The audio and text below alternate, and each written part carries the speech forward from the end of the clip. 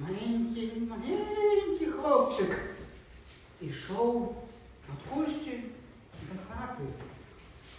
А при гэтым думав: я у маці огурок, я у маці огурок.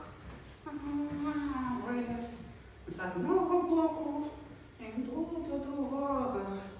Ах, нешта сьогодні не той конець світла. Магчыма, мог быць іншы. Але калі заплюшчыць вочы, уключыць ліхтарик і расплюшчыць іх ізноў, то можна зрабіць свой маленькі конец святла. Гэта, конечно, не весь свет, але мне хопіць. Напэўна. А ўсяго мне трэба. У мяне ёсць гном. Да и сам я гном. Выдатно. Великое маленьким. Ах, да, я же у матери огурок.